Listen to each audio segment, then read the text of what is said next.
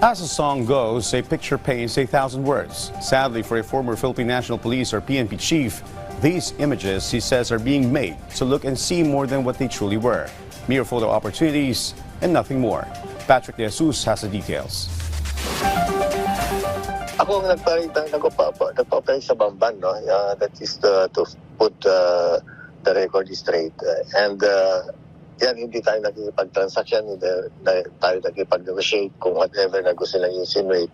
This was the response of former PNP chief, retired General Benjamin Acorda Jr. after being questioned in the Senate hearing about the photos released by Senator Risa Hontiveros, in which the former official was seen with personalities linked to Pogo, including Tony Yang and Wesley Go, the brother of Alice Go. During the Senate hearing, Yang confirmed personally knowing Acorda since the latter served as Chief of Cagayan de Oro City Police and Regional Director of Police Regional Office 10 when the photos were taken. Acorda insists the photos should not be the basis for drawing conclusions. He claims he's never engaged in any illegal transaction, especially since he himself ordered the raid on the Pogo compound in Bamban, Tarlac last March. Now, with regards to the pictures na malapit sa Pogo, wala akong kinakausap tungkol sa Pogo. Wala akong mga kaibigan na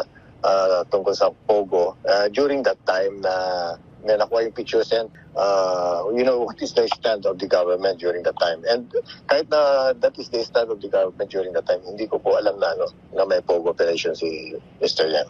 The former PNP chief stood his ground, stating his conscience is clear and claims he has no connections to Pogo. However, Acorda admitted being hurt by the quick judgments made against him. Talagang masakit because for 37 years I tried to keep my records clean, pero just for one picture or many pictures and with so many innuendos, nasira agad. Pero kasama na yan sa serbisyo. I can face anybody squarely, eye to eye, without flinching an eye. Masabi ko, malinis po tayo dyan kay Alice Go, wala tayong pakialam dyan. Sa pagtakas niya, hindi rin ako tumatanggap ng pera sa kanya. I hope yung mga ating mga kababayan, lawakan ng pag-iisip. Maraming mga nangyari sa behind the curtains.